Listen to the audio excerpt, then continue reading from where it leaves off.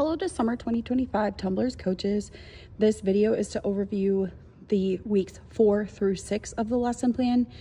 You can see here how I've chosen to set up the floor. This part of the lesson plan, we are doing timed stations like we did bars the first half. And I just want to remind you that during this time, learning how to follow instructions and be safe takes precedent over everything else. So before you start getting into specific spotting, specific coaching, and trying to make their skills better, make sure you stay back, see that kids are not running one another over, that they know which way to walk before they go back, and that you're enforcing it right away. You can see how I chose to put dots, for example, on this station. I chose to put one here so that you could say, do not start any farther away than the green dot, because we've all seen kids back up like this and then sprint further than that. So that gives you a clear guideline to give. Then you can say, please climb off the resi and find the orange dot, then walk to the other orange dot. So those tools are so important, make coaching so much easier. Notice I put this dot on the outside here.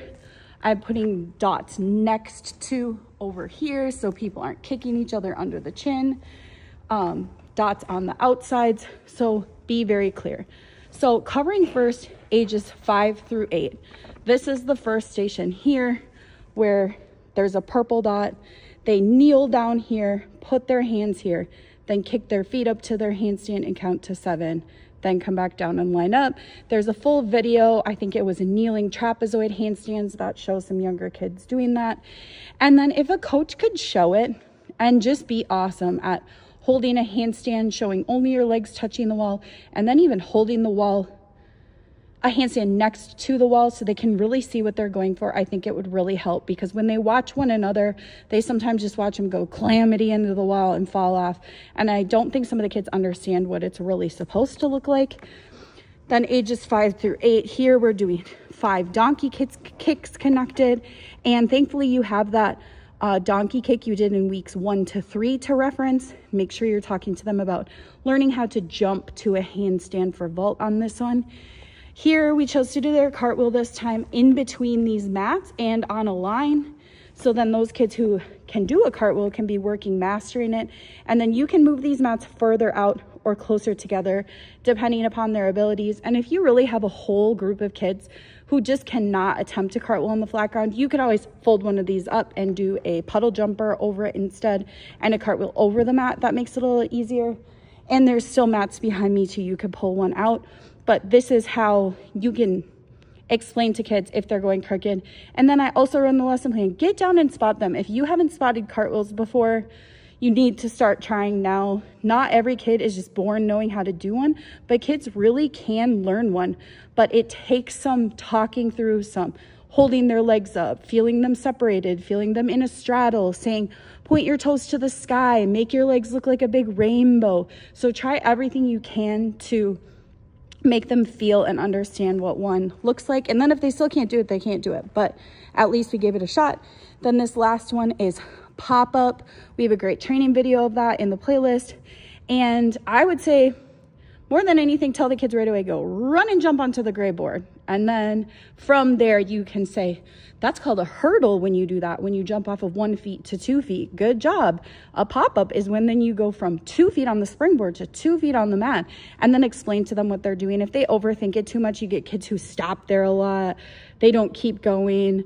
I think the best solve for a kid who can't get the stop right here is to explain, like I said, run and jump off the end. And then I would stand right here. I would hold their hand and go, come on, go with me. We can do it. Run, run, run, run, and jump. And then if you keep going and pulling kind of their hand along, it's helped most kids that I've ever had with that problem of stopping. And then you can go from there and coach them to more of what they're doing. The idea on a pop-up is we're working on trying to stand up straight up and down on the springboard instead of immediately leaning forwards. That makes it obviously a more flightful vault when they're doing handstand flat back, and makes it safer if they're going to run and say straddle jump off the springboard, but they tip forwards. We know how dangerous that could be. So pop-ups help teach them to stay straight up and down. And then I did want to keep the safety zone around here, because I feel like that makes you not need to stand there to spot, because this is squishy and does make kids fall backwards sometimes. And if you've got a really young group, you might want to stand here and just kind of put your hand behind their back so they don't, but at least that yellow mat keeps it a pretty safe fall. But even if you could stand there for kids' first one till they get the feel for it, that might help you not experience falls all throughout the whole rotation. And then moving to the 9 and up version. So again, this station is show a pop-up, show a handstand flat back, and let them pick which one. Both are very valuable, but we won't have time in the session to practice both. And so they're doing it for 3 weeks in this class. So if you want to say, you know, this week we're going to try pop-ups, next week we're going to try handstand flat back, if you want to let them try every other or just pick one, I think they'll have fun in class and you'll have something to teach them no matter what.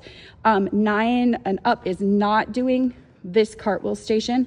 They are doing donkey kicks, and this is where some of them really could be kind of bouncing up to a handstand. So show them what one looks like and tell them to try for it. Then they are going to use this panel mat for TikToks, or like a handstand bridge kickover is the goal. Of course, you could always have them lay down on the mat and push up to a bridge and try a kickover if they need to, but that's where they want to start, right here where I'm standing. Put their hands on the carpet and try to just touch their one foot to the mat and then come back over. And then for their wall handstand, instead of kicking their back up, they're going to kick their tummy up. So they would start on the white line like this. I'm a lefty, so this would be my place. I would go. Righties would start on the other side and put their tummy up to a wall handstand, count to 7, and then kick off and flat back to the pit pillow. And then for the older kids, I did add an additional station, which would be up on this beam as well. So I think it's a little bit easier for them to spread out to 5 places, especially since that one's a little bit further away. Doing long jumps across, just because you're not needing to do hopefully as much spotting, and because they've already been up on that beam, we know that they'll be confident up there. But of course, at any time, if you're feeling like your class is a little crazy for that, too spread out, you could always skip this station, or you could finish the other stations and all come over to this one and try it once before the end. And they're doing a long jump, so you know what that is. Try to get them to jump across the beam, not turn their feet sideways, and then really be mindful of this mat. I don't know if we need to spray it down, hold it, put a different mat there, but mats do slide and it can be kind of scary, so adjust accordingly. These have been moving around a lot this summer, so make sure it's something you're comfortable with here for when that class is up. Moving over to the bars area, I just wanted to kind of zoom in over here on how I set up this little wall. So this is the little half octagon trapezoid thing, 1 blue block, and then the tower. And I think it's just about the perfect spot for wall walk to bat hang. So here, the age 5 to 8 classes, this is a station. So one friend will go here and hold the rings. Another friend stands here. I might even put a dot, see where that warning sticker is, and say, stand on that, put your hands on this, put your feet on that. And they should be holding a 10-second bat hang and push-up shape. And I think it would be fun and learning for the kids to do it together, where they get standing with their partner and they go, okay, are you ready? I'm ready. Ready, set, go. And then they counted together to 10. This station, we obviously know a push-up shape. We're trying to get straight across. Most kids don't understand that. They look like a seal. They look like a camel. Try to teach them what one is. Their arms should be vertical when they do it. And we know that that's what their cast on bars should look like. But more than anything for them, it's the strength and body control to find that position. But you're gonna need to tell patiently over and over again and spot them. They just don't know. There is nowhere in their life anyone is making them do a push-up of any kind except when they're here. So we need to kindly be teaching them. And then this is a bat hang, which is hanging upside down in a hollow. So I want the tower there for them to walk their feet on. And then if they can do that, they should leave 1 foot there, but 0.1 vertical to the ceiling. And if they can, they could pull both feet off the wall. We experience some 4- and 5-year-olds who can do that, and some older kids who can't do that. But the idea is that they're hanging in a hollow, which means their back is kind of round, that they look towards their belly button, they can see their feet. Some kids kind of then puff their chest out when they hang upside down and get really straight or almost arched. And what we want them to do is be able to see their feet so that we have that to reference someday for doing a back hip circle. Because when they go around the bar, the easiest thing to explain is that you cast and then go to a bat hang, like a hollow where you can see your feet. And if they don't know what any of those words mean, then that doesn't help them at all. And then they're gonna keep alternating with their friend here, or maybe in a group of 3. And I forgot to put a dot at this one, but you might wanna have a dot there, and a dot for waiting. And then say, you know, the red one goes to the green one goes to the orange, so that they can keep switching with one another. The next age 5-6 station is here. I think this height is good as what it was at before. I think all kids could reach it probably, and they're gonna practice their spider hang. Please see the spider hang training video. There's strength to be learned, and then that's one of the best for teaching those spatial relational words where their hands go on the inside, their feet go on the outside, that they're in a straddle, that they can see their knees and see if they're straight or bent, and that they can see their feet and see if they're pointed or flexed. So all of those are things we can be teaching. And of course, if they can get both their feet up, then we want to ask them kind of lift both feet up at the same time to the bar. So then really they're working on the muscles of a toe up as well. So make sure you're figuring out from that training video how you can challenge each kid to the next part, and how you can then coach kids to meet their needs. And if they can't get their feet to the bar and you can't get over there to spot them, have them hang in a tuck. And you can explain that from far away simply by grab the bar and then pick your feet up off the floor, put your knees by your tummy, and see if they can at least hold that, because if they can't do that, they can't do the other one anyways. Then over here, they're doing their wall walk to pullover for ages 5 to 8. And this is where you want to be referencing the things you taught them already, which is the pull-up that they were doing for 3 weeks on this bar, where they have to hold their chin up by the bar. And then where they were doing a monkey flip on the rings, which is really like a backwards roll hanging onto something, which a pullover is really a backwards roll hanging onto something. And you already taught them a backwards roll down the cheese mat. So try to reference those things where you're saying, pull on the bar like your pull-up and walk your feet up and kick them over. Remember, like on your backward roll, how you look at your tummy and make sure they're trying to watch their feet go over the bar. And we want them to be able to, of course, be spotted on those, but also to be attempting them on their own, that you don't just have to stand there the whole time, because some of it is just that you could spot them 100 times, but until they feel where they're failing a little bit, some kids don't try harder than that. So try to mix in trying on their own, then spot them, try them on their own, and then spot them. And then over here on the laser beam, the age 5 to 8 kids are going to do a split jump next to each dot. And I purposely made them all different colors, so you could say, okay, now go to the purple one, now go to the yellow one, now please walk back and find the orange dot. There's even a line on this mat for where you could tell kids you should have your feet on the line, face your tummy towards your friends, watch your friends do their split jumps to keep them safely standing in line there. The age 9+ group is also going to do this split jump as a station. One of their additional stations for age 9 up is going to be on this beam, and they're going to do the kicks that the 5-6s did the first few weeks. So then you can kind of reference these two together of the front and back leg on your split jump. Again, it's a skill to be able to remember to switch passes each turn. So tell them on the first pass, we're going to kick our foot in the front of us by our belly button where we can see it. The next pass, we want to hold it straight out to the back and see who remembers. Gently remind them if they're not remembering. This is the safest place to have somebody waiting here. Notice there's no mounting mat here. So I think only 9 is using that beam. So please move that yellow block over if they're on the bars side, put it over if they're on the floor side, so that they have something to safely climb up. Make sure the mats are something you're comfortable with. This is a great height, but then for climbing down over here, they could easily fall on these chains.